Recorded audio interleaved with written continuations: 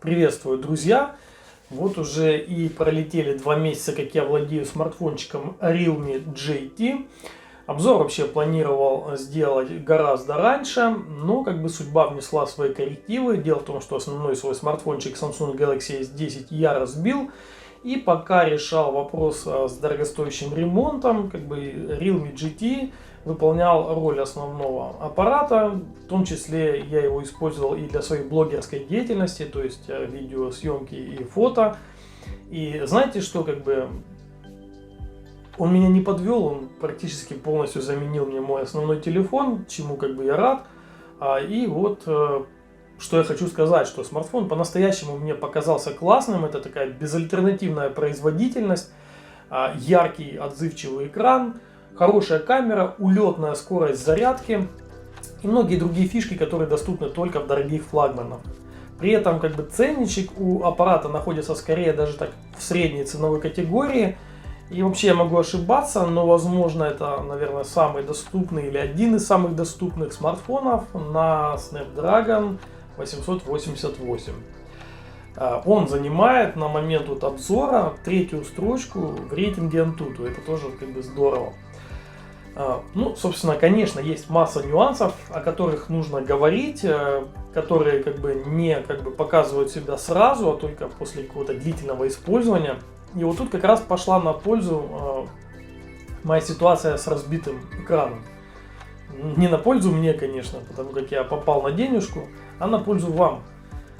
Потому как вы уже узнаете такое мнение о длительном пользовании аппарата, все его настоящие плюсы и минусы. Ну, собственно, об этом сегодня и поговорим.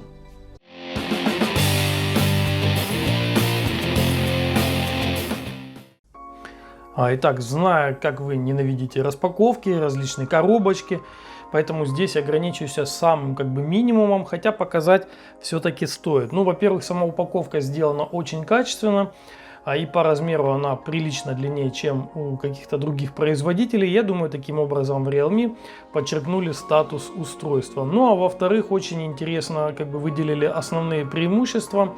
Обратите внимание на их порядок. Так, ну, во-первых, это у нас чипсет Qualcomm Snapdragon 3 восьмерки, быстрая зарядочка 65 Вт Super Dart Charge, 120 Гц Super AMOLED экран и камера, основной сенсор камеры Sony на 64 мегапикселя. То есть производитель очень четко и точно расставил приоритеты и показал, что модель в первую очередь интересна своей производительностью и быстрой зарядкой, и уже потом на втором месте идет экран и камера. Комплектация здесь, к слову, очень шикарная. Это и быстрая зарядочка Super Dart, есть, конечно же, кабель, есть наушнички, что необычно, силиконовый чехольчик и документация. Ну, а также на экране качественно наклеена защитная пленочка с завода. Вот можно видеть по, скажем так, фронтальной камере, что там есть у нас пленочка. Что касательно наушников, наушники довольно приличные. Если вы еще не успели обзавестись какими-то хорошими ТВС-ушками, то на первое время они очень даже сгодятся. Они выполнены в форм-факторе вкладышей, от чего низкие частоты скрадываются, и любителям мощных ударных может их не хватать. Но зато высокие и средние здесь очень сочные, от чего преобладает светлый окрас и может предложить хорошую детализацию. В целом звучание неплохо сбалансировано и не ощущается дешевым, по крайней мере такого пластика в звуке, свойственного дешевым вкладышам, такого нет. Ну и кроме этого, это не просто наушники.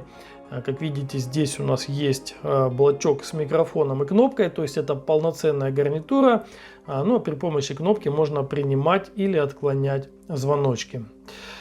Так, что еще? Комплектный чехольчик, он у нас из такого затемненного силикона, полностью накрывает экран. Сейчас сразу покажу, почему для меня это сейчас важно, потому что вот мой Samsung упал, разбился экран, был бы такой чехольчик, и скорее всего все бы обошлось. Значит, вот посмотрите, полностью по всему периметру на какой-то там миллиметр, может быть больше перекрывается экран. То же самое касается, в принципе, заднего блока с камерами, потому как здесь также частенько есть проблемы при падении, бывает, бьется блок с камерами, ну, либо появляются просто в процессе эксплуатации какие-то царапины. Зарядное устройство здесь весьма непростое и поддерживает фирменную технологию быстрой зарядки SuperDart. В зарядочке используются современные полупроводники из нитрида галлия. Если попробовать подключить к зарядному другой смартфон, то он будет заряжаться стандартным методом с напряжением 5 вольт и током до 2 ампер. Но если подключить Realme GT, то мощность может возрасти до невероятных 65 ватт. Это напряжение 10 вольт и ток до 6,5 ампер. Собственно, вот здесь указаны все характеристики. Не вредно ли это для аккумуляторов? Да нет, так как здесь используется специальная батарея. Она состоит из двух элементов, которые заряжаются одновременно. Кроме этого, сами элементы имеют вдвое большую пропускную способность 3C. И все это мы уже видели в смартфонах OnePlus. Там идет зарядка Warp Charge. И Oppo Super VOC 2.0. Собственно, производитель обещает зарядку смартфона от 0 до 100% за 35 минут, но на слово, конечно же, верить не будем. И здесь пришлось мне немного помучиться, так как мой штатный тестер, при помощи которого я обычно проверяю аккумуляторы, просто не потянул такую мощность. Как только ток перевалил за 4 ампера, он весело подмигнул и отрубился. Ну, благо я предвидел, что мощности зарядки будут расти и дальше, и в свое время прикупил TC66, который поддерживает современные протоколы и общую большую максимальную мощность. Кстати, максимальных 65 ватт я так и не увидел. Самая большая мощность зарядки была в самом начале, находилась она в пределах 50 ватт, а по мере набора аккумулятором заряда мощность снижалась за счет падения тока. Напряжение постоянно варьировалось и в среднем находилось в диапазоне 8-9 вольт, лишь в самом конце переключившись на 5 вольт. Отмечу, что какого-то чрезмерного увеличения температуры во время зарядки я не наблюдал, то есть сам смартфончик был равномерно едва теплым в самой активной фазе, ну а потом уже вообще как бы температура снижалась и была там под конец что-то около 30 градусов. Ну, собственно, о скорости. Подключив зарядку, я увидел на экране анимацию SuperDart и увеличивающиеся в реальном времени проценты заряда аккумулятора. Это действительно очень быстрая зарядка, и пока я любовался анимацией, смартфон уже успел набрать 5% заряда. Он очень быстро заряжается, особенно в начале. Ну и график выглядит таким образом. То есть видим 5 минут 25%, 10 минут 44%, 20 минут 76%, через полчаса 99% и 100% за 34 минуты. Кстати, это даже на 1 минуту быстрее, чем обещали. А с этим телефоном я вообще перестал париться насчет зарядки. То есть вижу утром, что осталось каких-то там 20%, нужно уходить. Я подключаю зарядку и пока собираюсь, одеваюсь, это там до 10 минут он успевает зарядиться более чем наполовину. Есть время попить чай? Да прекрасно. К тому моменту, когда я заканчиваю свой завтрак, смартфон уже полностью заряжен. Но давайте посмотрим наконец-то внешний вид, уже так более детально. И на мой взгляд, Realme GT обладает очень сильной харизмой и привлекает своим ярким внешним видом. В первую очередь речь, конечно, идет о цвете Racing Yellow, так как вторая расцветочка Silver, на мой взгляд, получилась такая вот несколько простоватая и невыразительная. Кроме цвета есть, конечно, и в дизайне отличия. То есть здесь видим, что от камеры вниз идет вставка из черного стекла, которая образует сплошную линию. И все это вызывает стойкие ассоциации с мощными спорткарами вроде Ford Mustang. Думаю, такую цель и ставили дизайнеры, ведь Realme GT это один из самых мощных и быстрых смартфонов в мире. Ну, собственно, при падении вот света на эту черную вставочку можно видеть, да, что она как бы не совсем однородная, а внутри вот есть орнамент. Пытаюсь как-то показать, не знаю, как это выйдет на видео. Ну, в общем-то, орнамент состоит из линий, соединяющихся в центральной части. Ну и если серебристый смартфончик будет у нас целиком из стекла, то как бы в желтой расцветке у нас здесь вот, опять же, поближе поднесу, покажу. Здесь вот задничек изготовлен из такого приятного, мягкого такого матового пластика. В общем-то, визуально и тактильно напоминающего кожу. В некоторых описаниях написано, что это эко-кожа, но нет, это пластик, имитирующий кожу. И, на мой взгляд, это даже более практично. То есть он не обдерется и не облезет. Блок с камерами незначительно, как видите, выступает из корпуса, легко он перекрывается чехольчиком. Ну и, собственно, содержит в себе 3 сенсора, главный из которых на 64 мегапикселя, это производство Sony, сдвоенная вспышечка есть и светодиодов различных цветовых тонов. Смартфончик не скользкий, приятно лежит в руке, ощущается качественным, дорогим устройством. Хромированная рамка смартфона выглядит достаточно привлекательно. Кнопочка блокировки у нас здесь находится с правой стороны. Как видим, она так вот подкрашена в желтый цвет. На противоположной стороне, то есть с левой стороны, у нас расположены кнопки регулировки громкости и также лоточек для сим-карт. Лоточек у нас поддерживает работу с 2 сим-картами формата Nano. Расширение внутренней памяти не предусмотрено, но с учетом того, что в аппарате 128 гигабайт собственной памяти, проблемой это назвать нельзя. На нижнем торце расположен разъемчик для наушников. Также здесь есть универсальный USB-C, который используется для зарядки и подключения к ПК. Ну и, естественно, здесь аудиодинамик. Собственно, смартфон обладает стереозвуком. Роль второго динамичка выполняет разговорный. Ну и, собственно, на мой взгляд, звучание такое чистое, громкое, на уровне других флагманов. Ну, давайте, в принципе, покажу вам.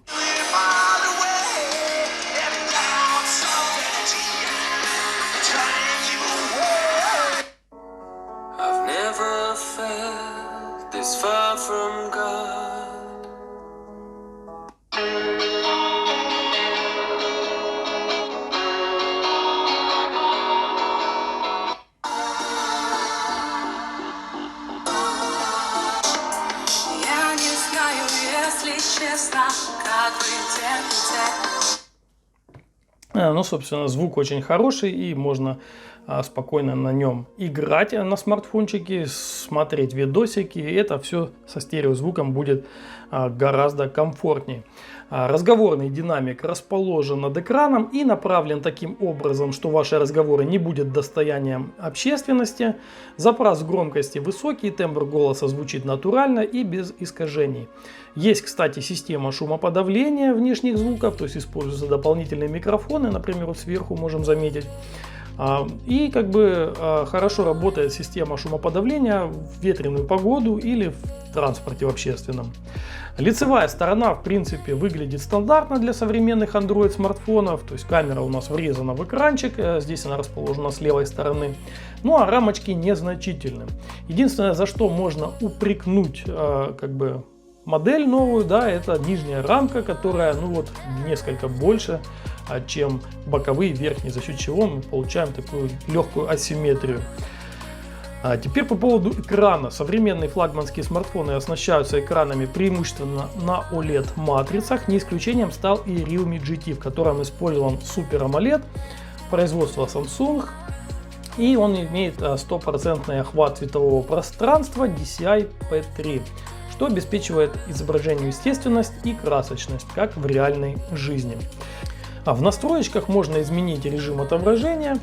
Ну, например, при переключении режима на нежность экран сужает цветовой охват до Super RGB. Ну, а есть еще настройка великолепна. Она добавляет цветам насыщенности, понравится тем, кто предпочитает такую красочную картинку. В целом же для большинства пользователей будет отлично именно стандартные параметры. Дисплей отлично откалиброван, не требует никаких дополнительных настроек. Цветовая температура нейтральная, хотя есть регулировка как в холодную, так и теплую сторону. Ну, на мой взгляд, именно по центру как раз то, что надо, никакого завала, в холодные или теплые оттенки нет.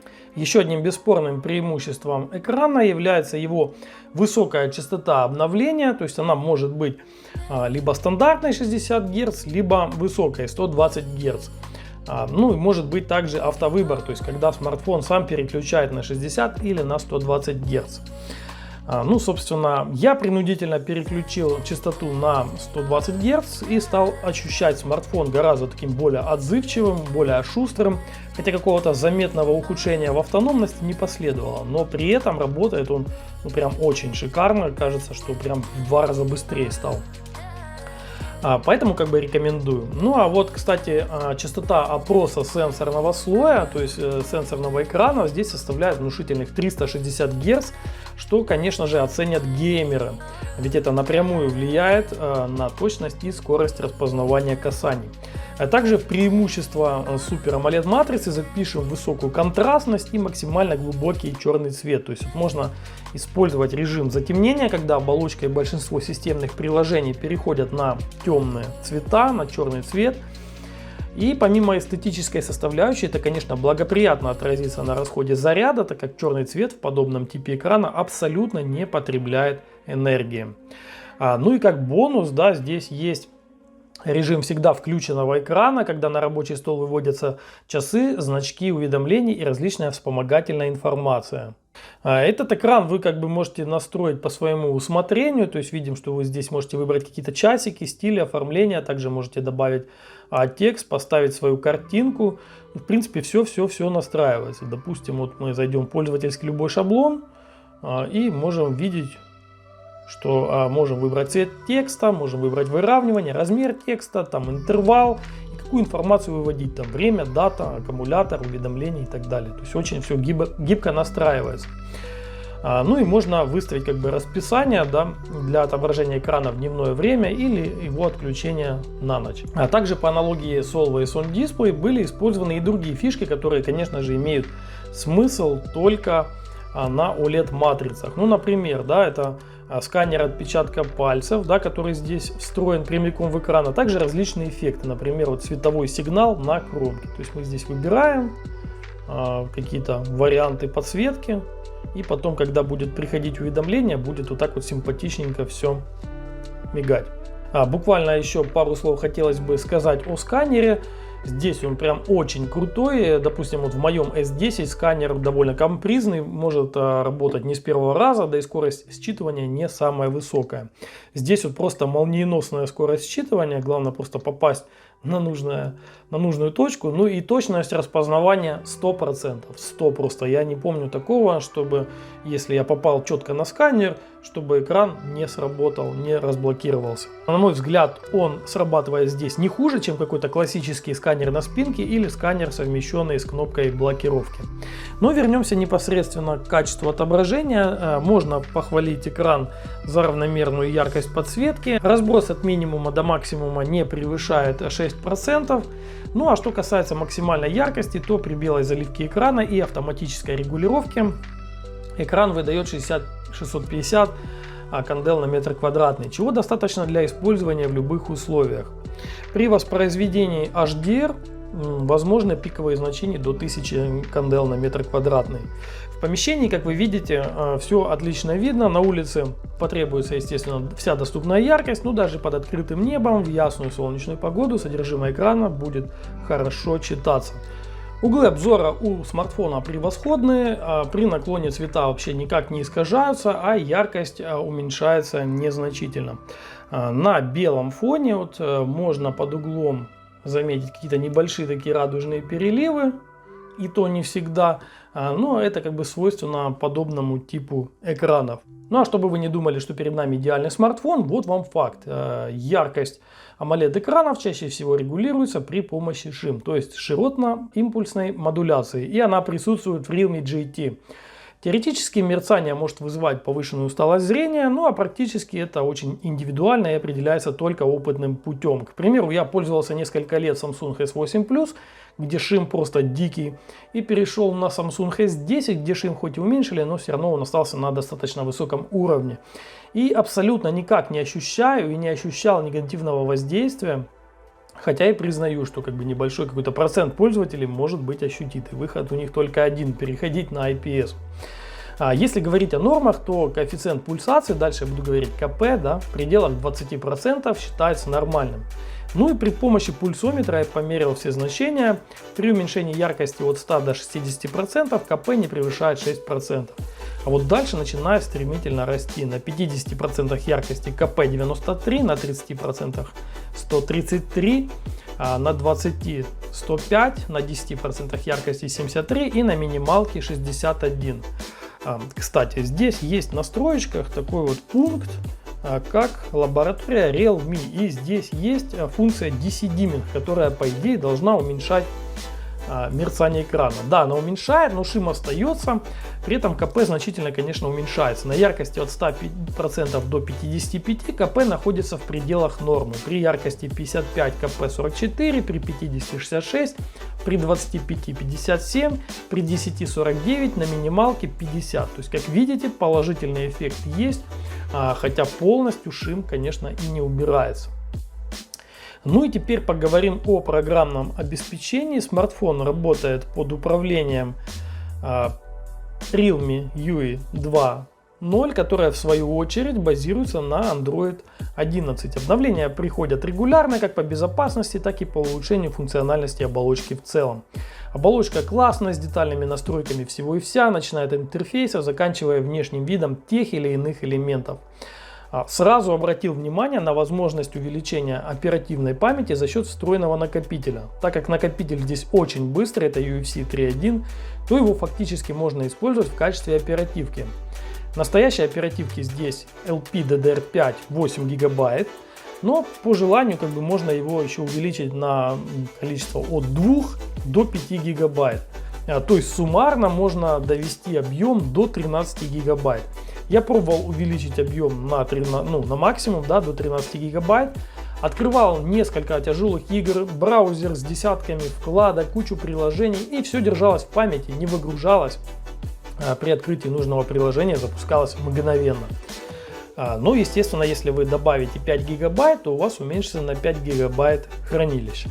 Сейчас подобная функция стала появляться в смартфонах Xiaomi, но Realme использовали ее раньше. Что касательно системы, то здесь предустановлены приложения и сервисы от Google. Все нормально, у нас здесь глобальная версия.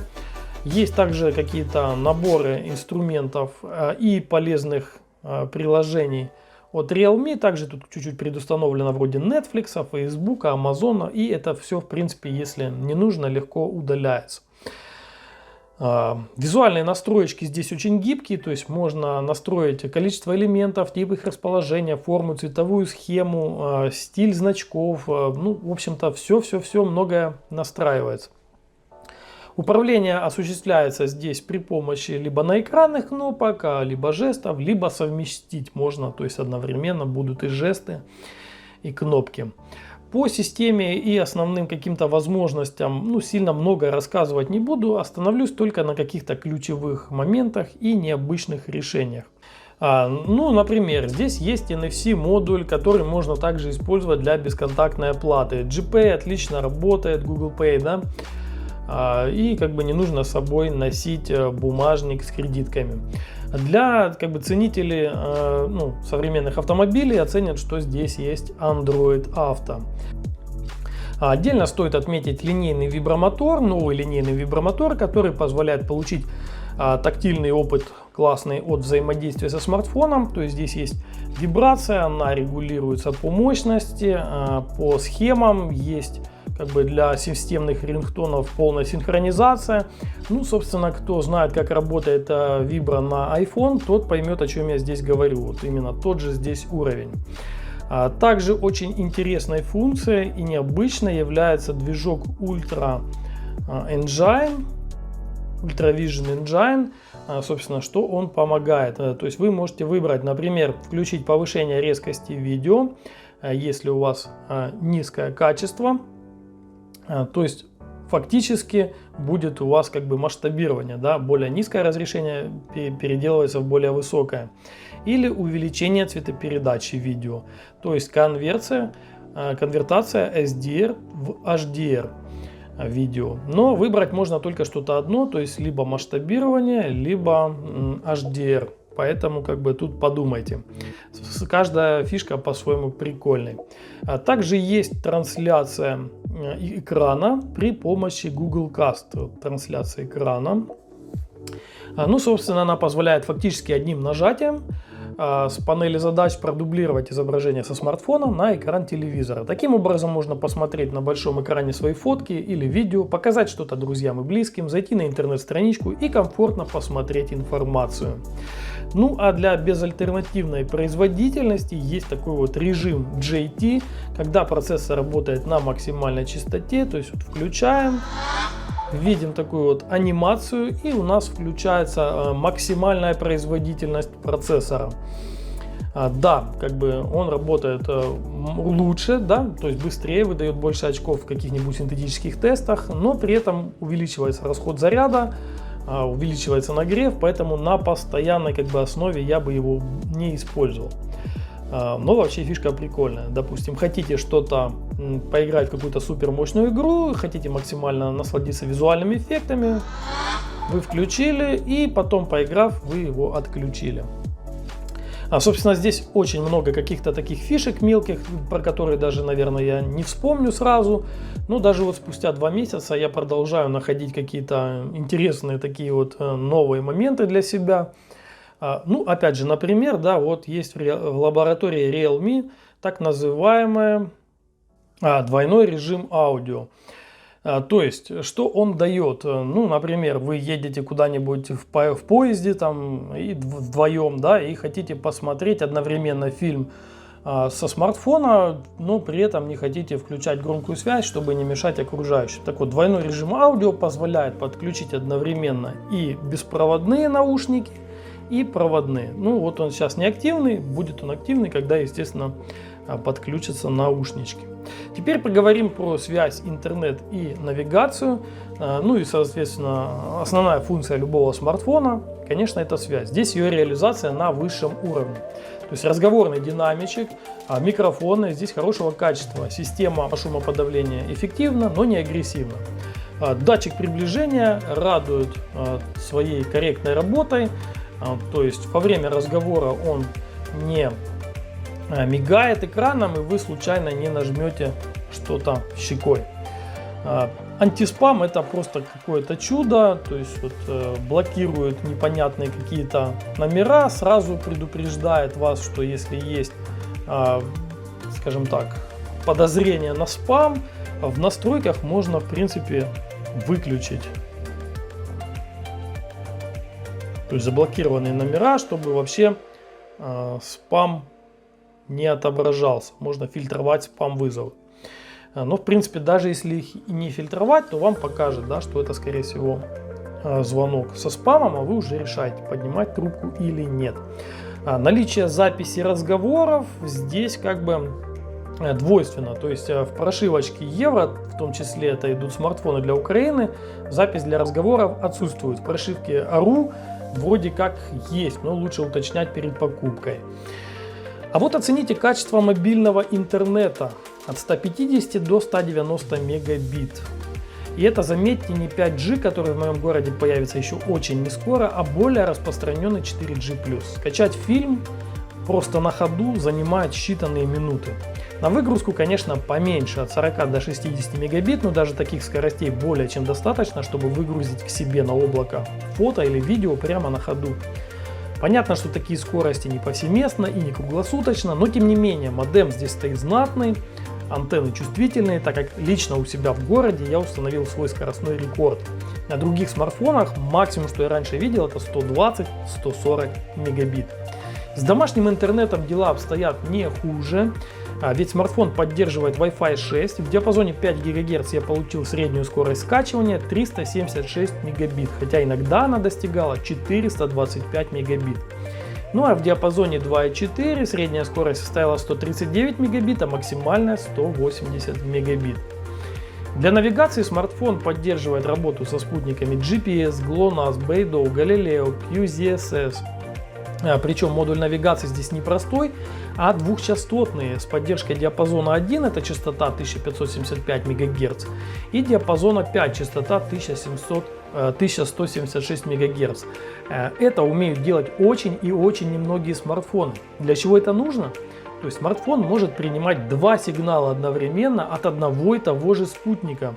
Таким образом, погрешность устраняется и местонахождение человека определяется быстро и точно. Время соединения со спутниками практически мгновенное, но не более 1-2 секунд. Количество спутников в поле зрения превышает 8 десятков, более 50 из которых в работе.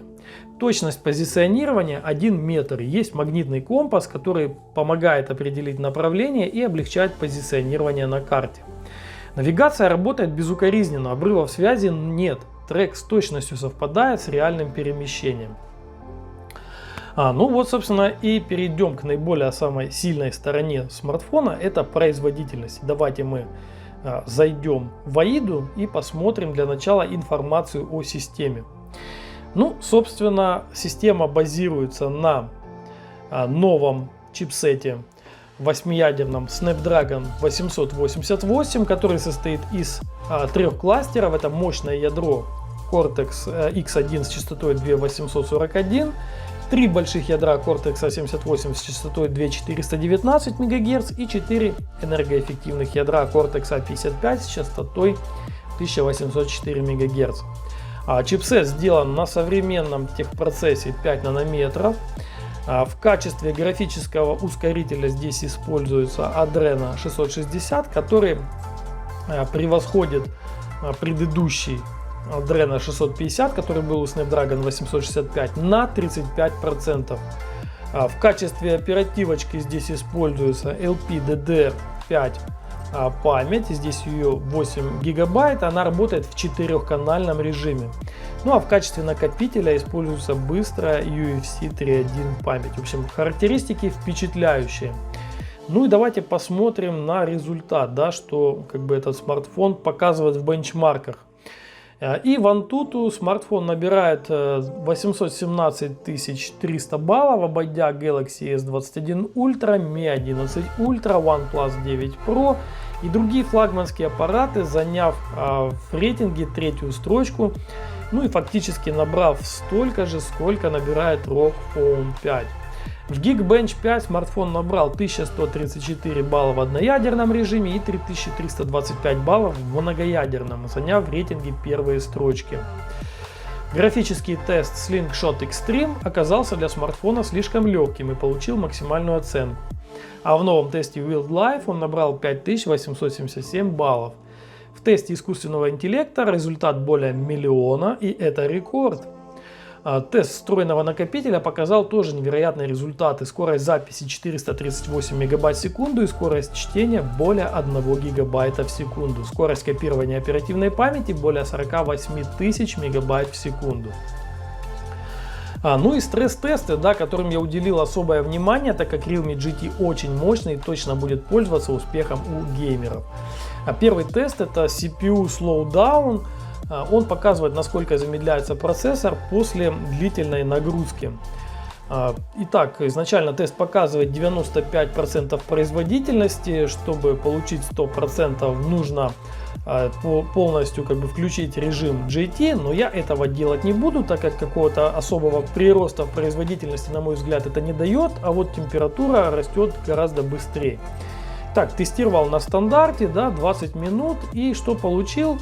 Что на 54 градусах процессор начинает замедляться. Это останавливает рост температуры, по итогу температура фиксируется в диапазоне 50-52 градуса, а производительность составляет 87% от максимально возможной. Итого тротлинг составляет 13%. Если посмотреть на график частот, то можно заметить, что это получилось благодаря снижению частот на крупных ядрах до 1,9 ГГц. На мой взгляд, это отличный результат. Но это касается по большей части процессорной нагрузки, а вот с графикой дела обстоят куда печальней. Wildlife стресс-тест показал стабильность всего 55,2%. Примерно на 5-6 цикле производительность упала в 2 раза. В следующем цикле она вернулась к прежнему значению, но через несколько циклов история снова повторилась. Несмотря на продвинутое охлаждение в виде крупной пластины из нержавеющей стали, здесь его оказалось недостаточно. И графический ускоритель вынужден скидывать частоту, чтобы не допустить перегрева. Возможно, он делает это необоснованно рано, ведь максимальная зафиксированная температура в тесте была всего 46 градусов. Ну, лучше так, да, чем преждевременно погибшая от перегрева батарея. Ну и теперь поговорим о игровых возможностях, то есть в реальных играх. На самом деле в играх смартфон показывает себя очень и очень хорошо, даже при длительных сессиях, когда вы играете час-полтора без перерыва, смартфон остается комфортным по температуре. вообще не обжигает руки, и объяснение этому, на мой взгляд, довольно простое. 99% современных игр просто не способны загрузить столь мощное железо, и по факту смартфон работает в полсилы. Но прежде чем перейти к самим играм, скажу пару слов о фирменном приложении игры, которое позволяет настроить производительность, а также добавляет некоторые полезные функции для геймеров. Всего есть 3 режима: это экономия, баланс и про. В зависимости от задачи желаемого результата вы включаете тот или иной режим. Также есть дополнительные улучшения игры, вроде автоматической регулировки разрешения или улучшения детализации и цвета при помощи искусственного интеллекта. Сегодня я подобрал для теста 4 графически сложных и при этом популярных игры. А в качестве инструмента для тестирования традиционно использую профессиональный геймерский бенчмарк Gamebench. Первая игра — это эффектные гонки Gear Club. Спустя полчаса и десяток заездов я получил такой результат. Средний FPS 60, расход батареи 15% в час, нагрев до 40,5 градусов. Средний процент кадров с FPS 60 составляет 92%. То есть на самом деле просадки в графике — это загрузки локаций между заездами и заставками. В самой игре счетчик мертво держит 60 кадров в секунду. По разделу использованию ресурсов мы можем видеть, что процессор нагружен не так-то и сильно, всего 9%, а вот графика уже поболее, на 35%. В целом для смартфона эта игра сложностей не представляет. Следующая игра в особом представлении не нуждается, это легендарный Call of Duty. Ну и настройки графики я выкручиваю на максимум, то есть очень высокое качество и максимальное число кадров в секунду. За 32 минуты я успел сыграть 2 катки, преждевременно погибнул во втором бою. Как видите, средний FPS равен 60, а процент кадров с этим показателем 95%.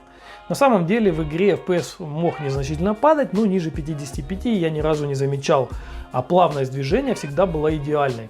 Кстати, очень выручает высокая частота опроса сенсора, то есть целиться и в целом играть значительно приятнее и удобнее. Расход заряда у игры оказался на уровне 21% в час, а температура поднялась до максимальных 44 градусов. Это довольно серьезная игра, которая нагружает графическое ядро на 65% и процессор на 11%. Ну и не менее популярная игра на тему Королевская битва PUBG Mobile или PUBG Mobile, кому как удобнее. Настройки графики, конечно, ультра, и стабильные 40 FPS больше просто игра не дает поднять. При этом процент кадров с этим значением 99%, то есть явно есть запас и можно было бы спокойно делать 60 FPS. А расход батареи 18% в час, максимальная температура 44 градуса. Ну и напоследок, гроза смартфонов, виновник ожогов на руках, Genshin Impact — это игра, которая тормозит даже на флагманах.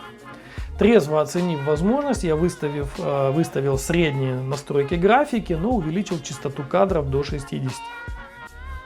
И получил средний FPS 54. Как видно по графику, присутствуют просадки до 40 FPS. И даже один раз в жесткой битве было 30 FPS.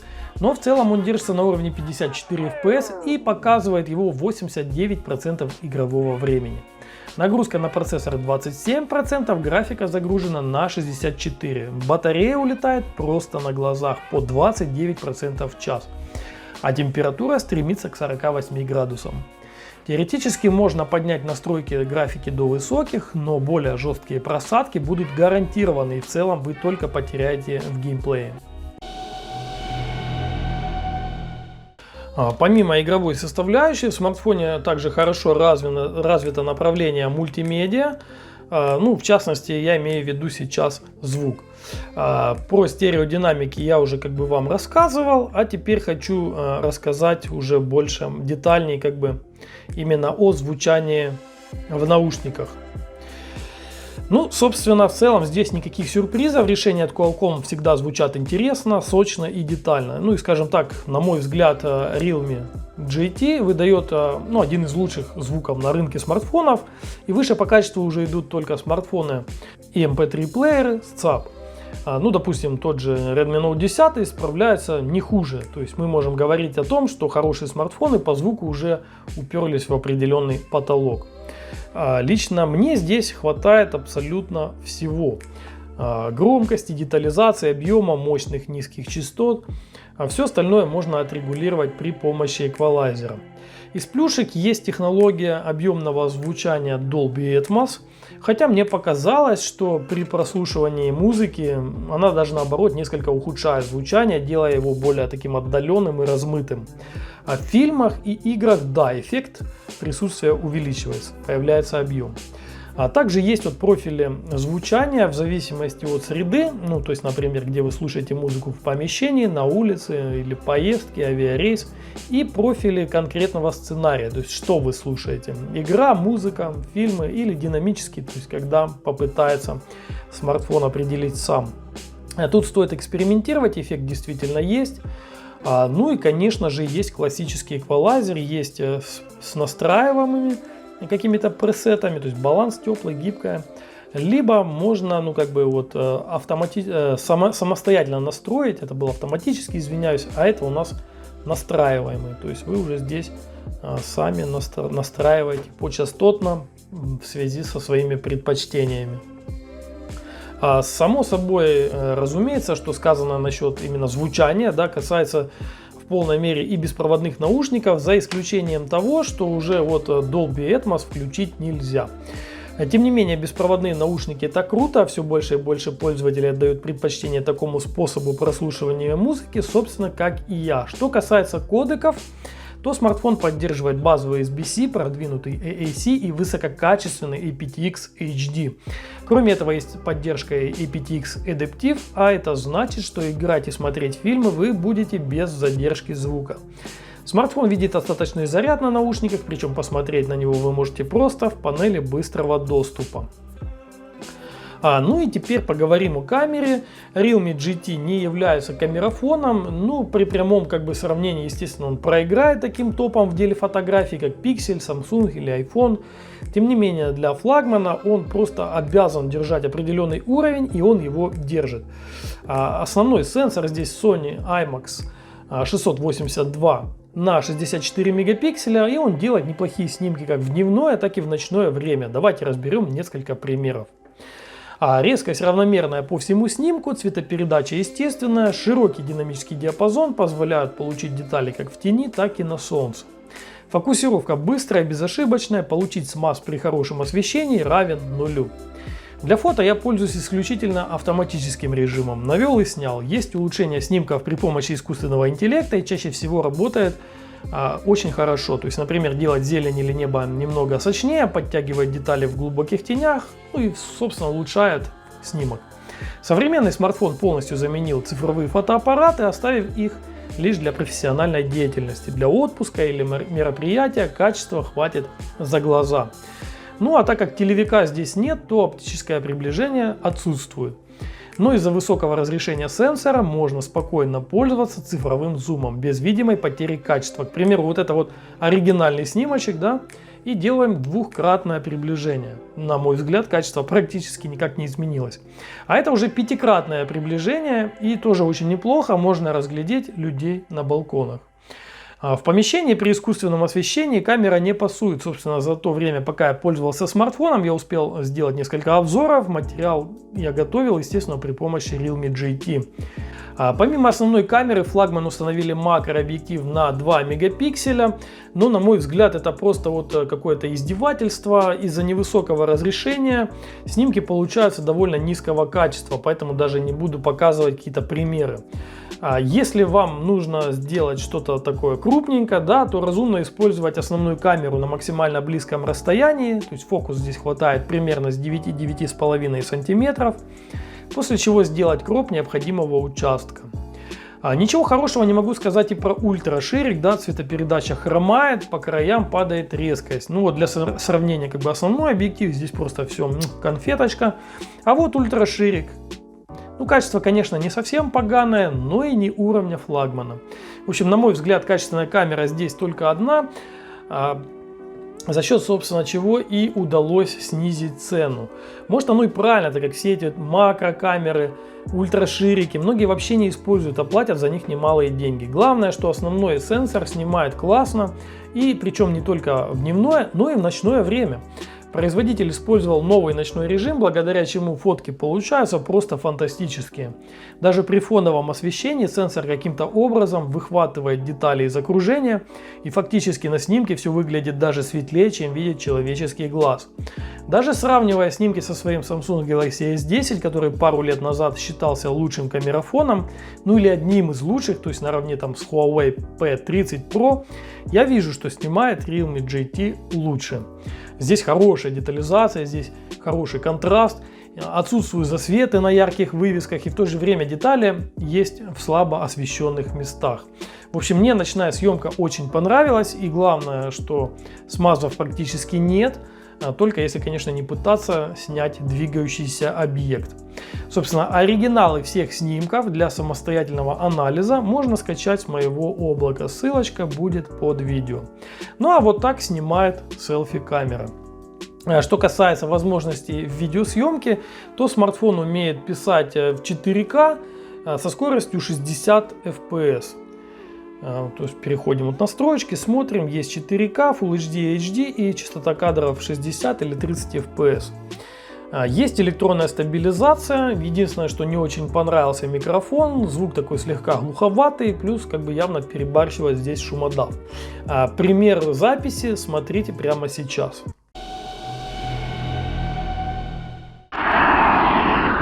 Тест видеокамеры, смартфон Realme GT, максимальное качество 4К, 60 FPS.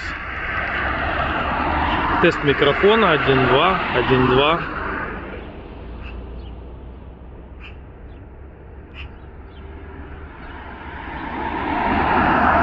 Видно, что работает стабилизация, очень плавно все.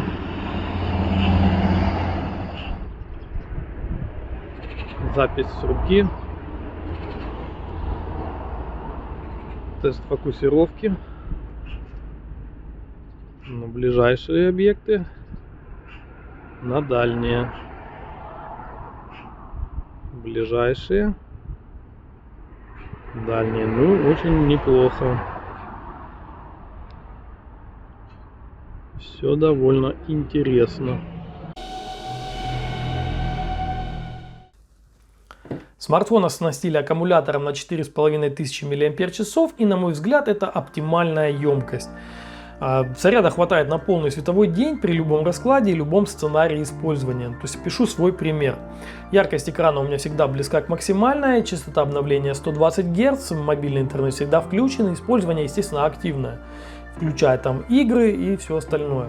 Смартфон легко доживает до вечера и остается еще примерно 20-30%.